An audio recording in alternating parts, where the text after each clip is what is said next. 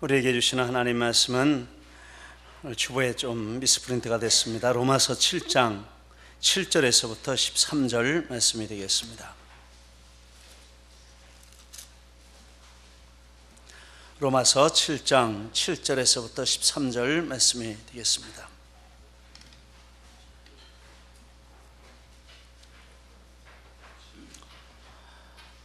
찾으셨으면 교독하시겠습니다. 7절을 제가 읽습니다.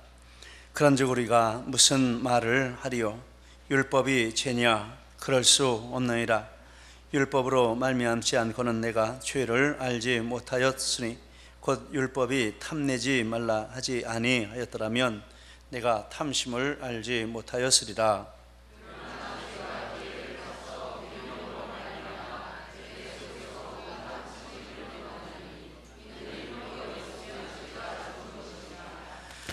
전에 율법을 깨닫지 못했을 때에는 내가 살았더니 계명이 이름에 죄는 살아나고 나는 죽었도다.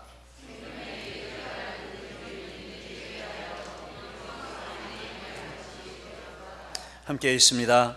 죄가 기회를 타서 계명으로 말미암아 나를 속이고 그것으로 나를 죽였는지라. 이로 보건대 율법은 거룩하고 계명도 거룩하고 의로우며 선하도다. 그런즉 선한 것이 내게 사망이 되었느냐? 그럴 수 없느니라. 오직 죄가 죄로 드러나기 위하여 선한 것으로 말미암아 나를 죽게 만들었으니 이는 계명으로 말미암아 죄로 심히 지르게 하려 함이라. 아멘.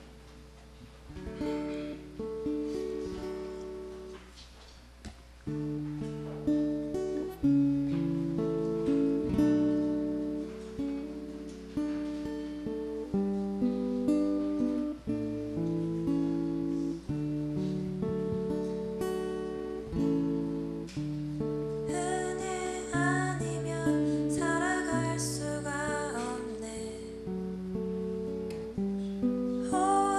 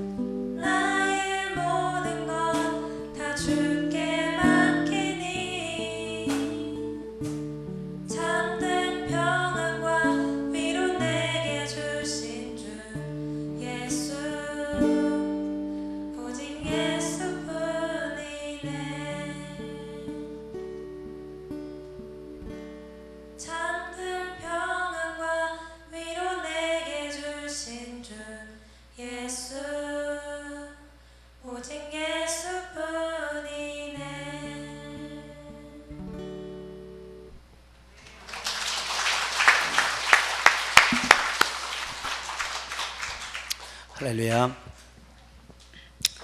우리 청년 제자들이 훈련을 잘 받고 있습니다. 열심히 받고 또 훈련을 받을 뿐만 아니라 1인 2역 3역을 맡아서 열심히 봉사하고 수고하고 있습니다. 하나님께서 그들을 통해서 앞으로 귀한 일 또 놀라운 일들을 하실 줄 믿습니다. 할렐루야. 날씨가 점점 더워지고 있습니다. 건강하시기 바라고요.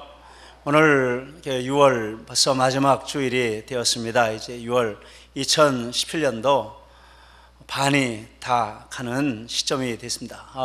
참 시간이 빠르다 또 이렇게 생각을 하게 됩니다. 그래도 매 주일마다 우리가 하나님 앞에 함께 모여 하나님 앙망하고 하나님 앞에 예배하고 또 주간 중에 하나님 은혜를 따라서 이렇게 매주마다 살게 하시는 하나님의 사랑과 은혜가 참 감사합니다. 또 여러분 매주마다 만나게 되는 것 하나님의 크신 축복인 줄 알고 여러분 축복합니다. 바울 사도가 구원받는 것은 은혜로 받는 것이고 율법을 지켜서 받는 것이 아니라 이렇게 말을 할 때 그 말에 대해서 이해하지 못하고 오해하는 그런 사람들이 나타났습니다. 그래서 그 사람들의 오해를 풀어주기 위해서 6장과 7장을 기록하셨는데 6장에서는 은혜에 대해서 오해하는 사람들에 대해서 말씀을 했습니다. 7장에서는 율법에 대해서 잘못 생각하는 사람들에 대해서 말씀을 해주고 있습니다. 1절에서 6절은 율법주의자들, 율법을 지켜서 구원을 얻고 율법이 없으면 절대 아무것도 될 수 없다 이렇게 주장하는 사람들에게 율법으로 구원받는 것이 아니고 예수님을 믿고 구원받는 것이고 우리는 율법과 사별하고 예수님에게 가서 예수님과 더불어 살며 하나님을 기쁘시게 하는 열매를 맺는 자리에 서는 축복을 받았다 이런 내용을 말씀해 주셨습니다. 오늘 7절에서부터 13절에는 이 율법주의자와 반대되는 사람들에 대해서 주시는 교훈입니다. 먼저 율법은 거룩하고 선하고 의롭다 이런 말씀을 합니다. 바울 사도는 율법이 죄냐 7절에서 묻습니다. 그런즉 우리가 무슨 말을 하리요 율법이 죄냐. 여기에 대해서 율법 폐기론자들은 그렇다라고 대답을 하는 것입니다. 율법은 죄이고 율법은 사망을 가져오는 것이고 율법으로 구원받는 것이 아니고 예수님을 믿음으로 구원받기 때문에 이제 우리에게는 더 이상 율법이 의미가 없다. 율법을 버리자라고 했습니다. 율법이 존재할 이유가 없으므로 율법을 버리고 율법 없는 삶을 살자. 이것이 이 사람들의 주장이었습니다. 율법이 이렇게 악하기 때문에 버리고 이제 율법 없이 살자. 바울 사도는 그럴 수 없다라고 말했습니다. 7절에 그럴 수 없느니라. 13절에 그런즉 선한 것이 내게 사망이 되었느뇨 그럴 수 없느니라. 율법은 죄도 아니고 사망도 아니라 이런 말씀을 했습니다. 즉 죄의 원인도 아니고 사망의 원인도 아니라 하는 말씀입니다. 그러면 율법은 무엇입니까? 율법은 거룩하고 의롭고 선하다라는 말씀 12절에 했습니다. 이러보건대 율법도 거룩하며 계명도 거룩하며 의로우며 선하도다. 시편 18편 30절에 하나님의 도는 완전하고 여호와의 말씀은 정미하니 119편 96절에 내가 보니 모든 완전한 것이 다 끝이 있어도 주의 계명은 심히 넓으니이다. 하나님의 계명에 대해서 율법 폐기론자들은 율법은 죄이고 율법은 사망이고 악한 것이니 율법을 버리자. 구원받는 것도 예수님 믿고 구원받는 것이고 율법하고는 상관이 없으니 율법 없어도 된다 이런 말을 했는데 바울 사도는 그것은 잘못 생각한 것이라 말하고 율법은 본래 선하고 의롭고 거룩한 것이라 이렇게 율법에 대해서 말씀을 했습니다. 성경은 이 율법이 이런 하나님이 우리에게 주신 이런 좋은 선물이라는 것을 많이 말씀을 하고 있습니다. 그리고 율법의 목적에 대해서 우리 자신이 죄인임을 깨닫게 하는 목적을 가지고 있다라는 말씀했습니다. 바울 사도는 율법이 아니면 자기가 죄를 알지 못했을 것이라 7절에서 말했습니다. 율법으로 말미암지 않고는 내가 죄를 알지 못하였으니, 그리고 율법으로 죄를 알게 된 예를 하반절에서 말씀하고 있습니다. 율법이 탐내지 말라 하지 아니하였더라면 내가 탐심을 알지 못하였으리라. 탐심을 알지 못하였으리라 하는 말은 탐심이 죄인 줄을 알지 못했을 것이라, 그런 뜻입니다. 탐내지 말라, 이런 율법을 듣기 전에는 탐심이 죄인 줄 몰랐는데 그 율법을 듣고 탐심이 죄인 줄 알게 되었고, 그리고 자기가 자기 속에 탐심이 있는 죄인이라 하는 사실을 분명하게 알게 되었다, 말씀을 하고 있습니다. 바울 사도가 자신의 예를 들어서 말한 것과 같이 율법의 목적은 우리가 죄인이라는 사실을 알려주는 역할을 합니다. 7절 메시 성경에 보면 율법에 완전하고 합당한 기능이 있다, 이렇게 말씀을 했습니다. 율법이 분명하게 죄와 선에 대한 기준을 정해주지 않는다면 도덕적인 행동은 각기 제 나름대로 될 것이라, 이렇게 말을 했습니다. 그리고 탐심이 죄라는 말을 분명하게 율법이 말해주지 않았다면 나는 내가 가지고 있는 탐심에다가 아름다운 미덕이라는 옷을 입히고 그것과 함께 살다가 죽을 뻔했다, 이렇게 말을 하고 있습니다. 분명하게 탐심이 죄라고 하고 그것을 자기 마음에 깨닫는 그 순간부터 자기가 가지고 있는 모든 욕심과 악한 것들이 죄이고 이것을 가지고 계속 살면 죽는다라는 것을 깨닫게 되었다는 것입니다. 그전에는 이게 뭐가 죄냐, 사람이 가질 수 있는 비전이지, 사람이 가질 수 있는 뜨거운 열심이지, 이런 식으로 좋은 의미를 부여해서 그런 생각을 가지고 이 탐심을 버리지 않고 살았다라는 뜻이 되겠습니다. 13절 말씀에 계명으로 말미암아 죄로 심히 죄되게 하려 함이라. 3장 20절에 율법으로는 죄를 깨달음이니라. 율법을 우리에게 주신 한 가지 목적은 그 율법을 통해서 내가 죄인이라 라는 것을 깨닫게 하려고 하나님이 율법을 주셨다라는 말씀입니다. 그리고 율법에 또 하나의 목적이 있는데 죄가 죄로 드러나게 하는 것이라 13절에 말씀했습니다. 바울 사도는 선한 것이 사망이 되었느냐라고 묻습니다. 13절 첫 번째, 그런즉 선한 것이 내게 사망이 되었느냐. 선한 것은 율법을 가리키는 말입니다.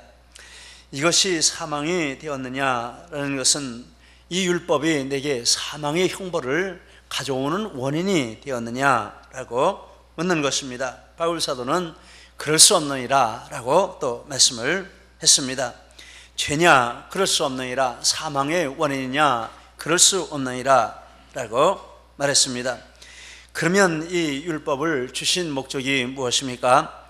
죄가 죄로 드러나기 위하여 율법으로 자기를 죽게 만들었다라고 했습니다. 13절에 오직 죄가 죄로 드러나기 위하여 선한 그것으로 말미암아 나를 죽게 만들었다라고 했습니다. 잘 이해하기가 어려운 내용들이 로마서에 많이 나오고 있습니다. 이런 예를 들어보겠습니다. 건물 옥상에 여기서 뛰어내리지 마십시오, 떨어지면 죽습니다, 이런 경고문이 붙어 있습니다. 그런데 어떤 사람이 뛰어내려서 죽었습니다. 그런데 그가 뛰어내리면 죽는다라고 이렇게 경고했는데 뛰어내려서 죽었으니까 경고문이 그를 죽인 것이라 이렇게 말한다면 말이 되겠습니까? 그 말이 안 되는 것이죠. 경고문은 뛰어내리면 죽는다는 것을 경고함으로 죽음을 방지하기 위한 선한 목적으로 붙여놓은 것이죠. 그리고 그가 죽은 것은 뛰어내렸기 때문에 죽은 것이죠. 율법도 이와 마찬가지라는 것입니다. 율법이 범죄하면 죽는다고 경고했습니다. 범죄에서 죽으면 율법이 죽게 한 것이 아닙니다. 율법의 경고를 무시하고 범죄한 그 죄가, 그 행동이 그를 죽인 것입니다. 율법은 범죄하면 죽는다고 미리 경고함으로 죽음을 방지하려는 선한 목적으로 하나님이 주신 것입니다. 어떤 사람이 그것을 어겨서 죽어도 선한 것에는 변함이 없고 그것을 지키고 살아도 선한 것에는 변함이 없는 것입니다. 그런데 율법 폐기론자들은 율법의 죄를 범하면 죽는다고 했으니까 율법만 치우면 죄를 범해도 죽지 않는다, 이런 식의 주장을 했다라는 것입니다. 진실은 사람이 죽는 것은 율법 때문이 아니라 그의 죄 때문에 죽는 것이죠. 율법의 죄를 죄되게 한다라는 것은 이렇게 율법이 그것이 죄라는 것을 분명하게 알려준다라는 뜻입니다. 근데 어기면 정말 죽었습니다. 그건 죄 때문에 죽은 것이지 율법 때문에 죽은 것이 아니라라는 것입니다. 그래서 13절 마지막 줄에 이는 계명으로 말미암아 죄로 심히 죄되게 하려 함이라 하는 말씀을 했습니다. 이것이 율법의 두 번째 목적입니다. 율법을 보면 그 율법이 그 많은 행동을 할 때 그것이 분명하게 죄가 된다라는 것을 율법을 통해서 우리는 어떤 죄를 짓는 행동을 하지 않아도 율법을 믿으면 그것을 알 수가 있습니다. 이것을 어기면 하나님이 말씀한 대로 분명하게 죄가 되고 이것을 어기면 반드시 죽는다, 이것을 우리는 율법을 통해서 알게 된다라는 것입니다. 죄가 율법을 통해서 율법의 경고한 대로 이루어지므로 죄가 정말 무섭고 죄는 정말 무서운 결과를 가져온다 하는 것을 율법을 통해서 알게 된다라는 것입니다. 그러면 이렇게 율법이 우리가 죄인인 것을 알려주고 죄를 짓지 못하게 하고 죄는 반드시 사망을 가져오고 형벌을 가져온다라는 것을 예고하고 죄를 짓지 못하게 하는데 왜 사람들이 계속 율법을 어기고 죄를 짓습니까? 그것은 죄가 율법을 악용하기 때문이라 라고 말씀을 하고 있습니다. 8절 11절 말씀에 보면 죄가 기회를 타서라고 말씀을 했습니다. 이 말은 죄가 우리의 약한 부분을 파고든다라는 뜻이 되겠습니다. 율법은 완전하고 분명하지만 우리에게 약한 부분이 있습니다. 지적인 약한 부분도 있고요, 감정적인 약한 부분도 있고요, 의지적인 약한 부분도 있습니다. 그런데 죄가 그런 부분을 파고 우리에게 공격을 해온다라는 것입니다. 하와는 선악과에 대한 지식이 약했습니다. 사탄이 와서 한번 떠보았습니다. 그랬더니 정말 이 지식이 약한 것을 알 수 있었습니다. 그래서 하나님께서 아담에게 동산 중앙에 있는 이 선악을 알게 하는 나무 열매는 먹지 말라, 그것을 먹으면 반드시 죽는다, 이렇게 분명하게 경고를 했는데 이 뱀이 와서 물어볼 때 하와가 대답을 했습니다. 동산 중앙에 있는 나무의 열매는 먹지 말라, 우리가 죽을까 하노라, 이렇게 말씀하셨다라고 했습니다. 그 나무의 이름도 제대로 몰라서 제대로 되지 못했습니다. 그렇게 말을 하고 반드시 죽는다라고 하셨는데 죽을까 하노라, 이런 대답을 했습니다. 그래서 사단이 그 약한 틈, 지적인 약한 틈을 타고 하와에게 죄를 집어넣은 것입니다. 그런데 말하기를 죄가 계명으로 말미암아 우리를 속인다, 11절에 말씀했습니다. 속인다라는 것은 거짓인 것을 진짜인 것처럼 말해서 믿게 만드는 그런 행동을 말하는 것이죠. 그런데 계명으로 말미암아 속인다라고 했습니다. 이것은 계명을 다른 의미로 왜곡하여 그것을 믿게 만든다라는 뜻입니다. 통큰 통독 165면에 보면 불순종과 반역에 대해서 말씀을 하고 있습니다. 불순종은 하나님이 명령하신 것을 고의적으로 회피하는 것이고 범하는 것이고, 이것은 그 법은 인정하는 것입니다. 인정하는데 그것을 안 지키는 것이죠. 그런데 왜곡에 대해서, 반역에 대해서 말씀을 하고 있습니다. 반역은 하나님 말씀을 재해석하는 것이라 라고 했습니다. 율법의 정당성 또는 합법성을 재해석하여 다른 뜻을 담는 행동을 반역이라 이렇게 말을 했습니다. 율법을 두고 못 지키는 것은, 그것은 좀 나은 것이죠. 그런데 아예 율법 자체를 완전히 뒤집어서 다른 의미로 바꾸어 가지고, 다른 의미를 담아 가지고 이것이 진짜다라고 내놓는 이런 일이 있다. 그것이 죄가 하는 일이라는 것입니다. 사탄이 죄를 통해서 그런 일을 한다라는 것입니다. 창세기 3장 4절 5절 말씀에 뱀이 여자에게 이르되 너희가 결코 죽지 아니하리라. 너희가 그것을 먹는 날에는 너희 눈이 밝아져 하나님과 같이 되어 선악을 알게 될 것이라 말씀을 했습니다.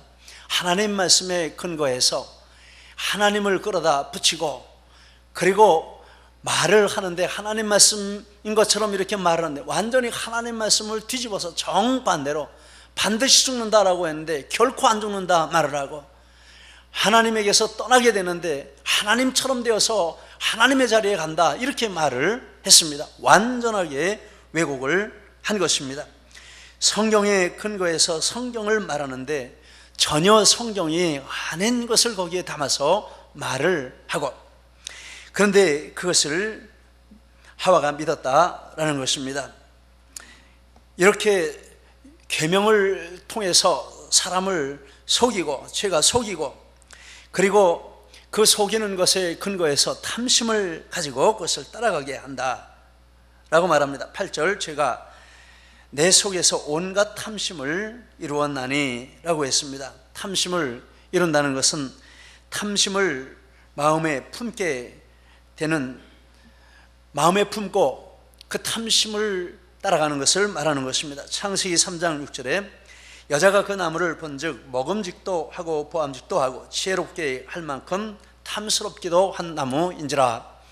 하나님이 주신 말씀을 따라서 그 나무를 보면 절대 저것은 먹으면 안 돼, 저걸 먹으면 사망이 와, 저걸 먹으면 하나님에게 벌을 받아, 그래서 그걸 가까이 하지 않고 손도 대지 말아야 하는데, 그런데 이 하나님 말씀을 왜곡해서 한 말을 듣고 보니까 그것이 지혜롭게 할 것처럼 보이고 먹고 싶기도 하고 너무 아름답기도 하고, 그래서 그것을 따먹게 되었다라는 것입니다. 이것이 죄가 우리를 속여서 탐심을 가지게 하고 그것을 실천하게 하는 방법입니다. 그리고 그 결과 죄가 우리를 죽입니다. 11절, 죄가 나를 죽였다라고 말씀했습니다. 창세기 3장 17절 19절에 보면 네가 선악과를 먹었으므로 흙으로 돌아가게 될 것이라 말씀했습니다. 야고보서 1장 15절에 욕심이 잉태한 즉 죄를 낳고 죄가 장성한 즉 사망을 낳느니라. 로마서 6장 23절 죄의 삭은 사망이라 라고 말했습니다. 이것이 죄가 우리를 속여서 죽는 데까지 끌고 가는 방법입니다. 죄가 아무리 좋은 것을 말하고 약속한다고 해도 죄를 따라가면 사망의 열매를 거두게 됩니다. 여러분, 근데 우리 자신을 한번 생각을 해봅니다. 우리는 율법 앞에 정말 율법이 말씀하는 대로 그대로 인정하고 받아들이고 있는가? 아니면은 율법을 내 형편에 이런데 하고 내 형편에 맞게 이렇게 왜곡하고 깎아내리거나 평가절하하거나 그 중요성을 감소시키거나 또 내가 좋다고 해서 그 이상으로 더 다른 의미를 부여하거나 이렇게 율법에 대해서 재해석하고 그것을 다른 의미를 부여하는 그런 행동을 우리는 하지 않는가, 이런 생각을 해봅니다. 우리가 죄인입니다. 우리 속에 있는 죄가 끊임없이 그렇게 율법에 대해서 도전하는 행동을 하도록 우리를 부추기는 것입니다. 여러분, 이 부분에 대해서 우리 자신을 다시 한번 점검해 보시기를 바랍니다. 그런데 바울 사도는 말하기를 죄를 깨달으면 죄가 살아나게 되고 내가 죽는다, 이런 말씀을 했습니다. 율법을 깨닫지 못했을 때 바울 사도는 살았습니다. 9절, 전에 율법을 깨닫지 못했을 때에는 내가 살았더니, 율법을 깨닫지 못했을 때라 하는 말은 율법의 참 의미를 알지 못했을 때라는 뜻입니다. 그때는 자기가 살았습니다. 율법을 잘 지킨다고 생각하고 율법으로 흠이 없다라고 자만하는 마음을 가지고 있었습니다. 율법으로는 바리새인이고 율법의 의로는 흠이 없는 자라, 이런 자부심을 가지고 나도 남만큼 믿어, 나도 남만큼 율법을 잘 지켜, 이런 생각을 가지고 마음의 자부심을 가지고 하나님을 잘 믿는다는 자부심을 가지고 있었던 때가 있었다라는 것입니다. 그런데 계명이 이름에 죄는 살아나고 나는 죽었다라고 9절에 말씀을 했습니다. 계명이 이르렀다라는 말은 계명을 깨닫게 되었다라는 뜻입니다. 참 계명의 뜻을 깨닫게 되었다. 이렇게 계명의 뜻을 깨닫고 보니 내가 죽고 죄가 살아났다라고 말씀을 하고 있습니다. 내가 죽었다, 죄가 살아났다라는 것은 내 속에 있는 죄가 이렇게 능력이 있고 이렇게 많이 있고라는 것을 알게 되었다라는 것입니다. 죄가 점점 더 많이 자기 속에서 보이고, 그렇게 되니까 율법을 잘 지키고 나는 흠이 없다고 말하던 그 자아가 힘을 잃어버리고 땅바닥에 엎드리게 되는 그런 결과가 왔다라는 것입니다. 너무 죄가 많은 것이 보이고 자기가 죄악에 이런 깊이 잠겨 있는 것이 보이고, 바울 사도는 그 자기가 죄인 중에 괴수라 이런 고백을 하면서 괴로워한 적이 있습니다.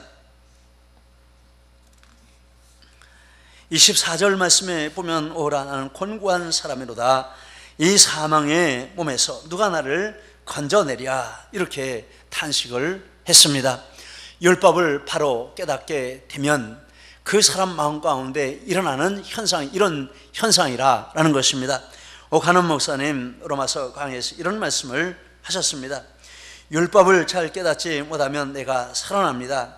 그 대신 죄가 죽어버립니다. 율법을 잘 깨닫고 있느냐 그렇지 않느냐 하는 것을 테스트하는 방법이 있습니다. 이렇게 말씀을 하며 율법을 앞에 놓고 이만하면 내가 율법을 잘 지키고 있지, 이 정도면 흠잡을 것이 없지, 이렇게 자화자찬하는 마음이 생기면 이 사람은 율법이 죽고 자기가 살아있는 사람이라. 근데 율법을 바라보면서 이렇게 큰 죄를 짓다니, 이 모든 율법이 말하는 죄가 지금 내 속에 살아있구나, 내가 큰일 났구나, 이대로 가다가면 멸망할 수밖에 없겠구나, 나는 어떻게 하지? 라고 하면서 이 24절의 말씀처럼 탄식하고 절망하고 좌절하는 그런 모습이 된다면 이것이 자기가 죽고 율법이 살아난 사람이라, 이런 말씀을 했습니다.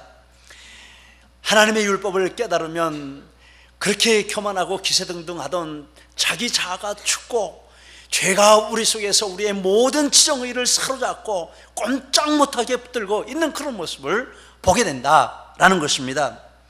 이것이 율법을 깨달은 사람에게 찾아오는 현상입니다. 그렇게 해서 어떻게 합니까? 그렇게 해서 율법은 우리를 그리스도에게로 인도하는 역할을 합니다. 25절 말씀, 우리 주 예수 그리스도로 말미암아 하나님께 감사하리로다. 그런즉 내 자신이 마음으로는 하나님의 법을, 육신으로는 죄의 법을 섬기노라, 이 말씀을 했습니다. 율법으로 말미암아 자기가 죽고 죄가 살아난 사람은 그러면 내가 어떻게 해야 구원을 얻을 수 있을 것인가, 이런 구원의 길에 대해서 찾게 됩니다. 절박하게 그것을 찾아 나서게 되고, 그 결과 예수 그리스도에게 가고 예수님 안에서 생명을 얻고 구원을 얻는 이런 축복을 받게 된다라는 것입니다. 율법의 세 번째 기능이 있습니다.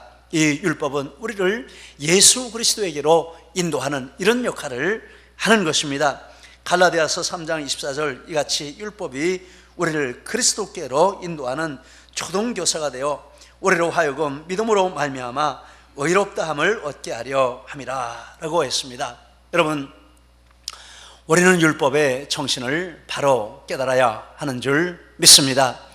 율법은 우리가 죄인인 것을 알게 하고, 율법은 죄가 얼마나 무서운 것인지를 알게 하고, 그렇게 해서 우리를 예수 그리스도에게로 인도하는 이런 역할을 하는 것입니다. 율법을 바로 깨달은 사람일수록 예수님의 십자가에 그래서 감격하는 줄 믿습니다. 이렇게 죄 때문에 멸망하여 죽을 수밖에 없는 것을 율법이 가르쳐 주었는데, 예수님을 믿음으로 말미암아 이 모든 죄로부터 자유함을 얻게 되고 예수님 안에서 새 생명을 얻게 되고 영생을 얻게 해주셨으니 하나님 감사합니다. 하나님 찬양합니다. 이런 기쁨과 감격이 율법의 뜻을 바로 깨닫게 될 때 우리 속에 찾아오게 된다라는 것입니다. 그러므로 우리가 예수님을 믿으면 율법이 필요 없다 이렇게 말하지 않습니다. 더욱 율법을 가까이 두고 그것을 보면서 이렇게 율법에 따르면 나는 죽을 수밖에 없는데 예수님을 만나서 이렇게 살았구나 하면서 율법과 예수님을 비교해 보면서 마음 가운데 더 십자가를 붙드는 이런 역사가 있게 되는 줄 믿습니다. 하나님의 은혜를 감사하게 되고 율법을 가까이 해놓고 이런 죽을 자를 건져주셨으니 하나님을 기쁘시게 하는 삶을 살자 이런 다짐을 하게 되고 하나님 앞에 헌신하는 삶을 살게 되는 역사가 이 율법의 기능으로 말미암아 우리에게 있게 된다라는 것입니다.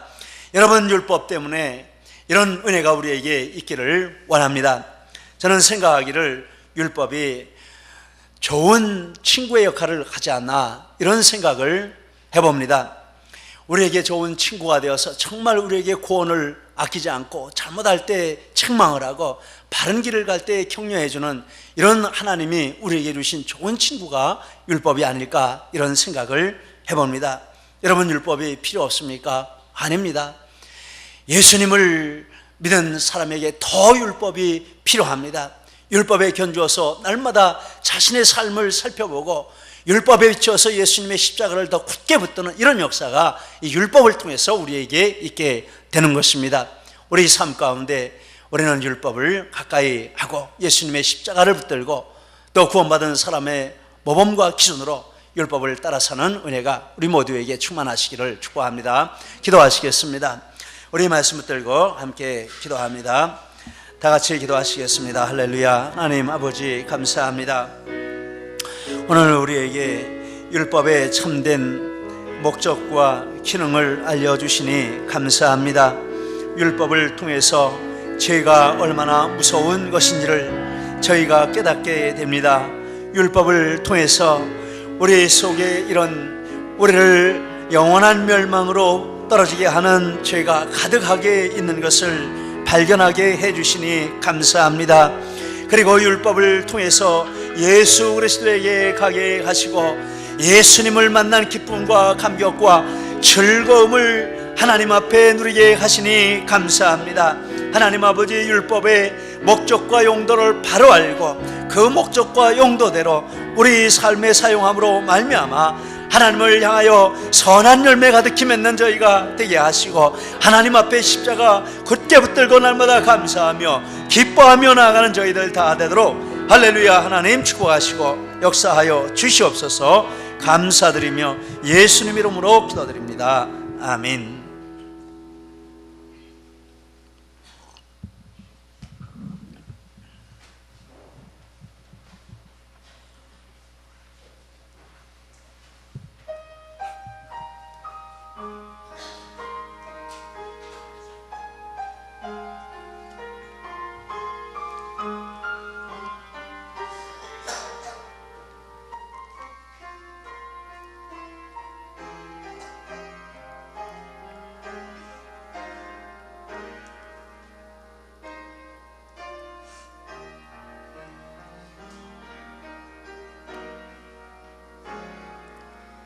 나를 지으신 이가 하나님,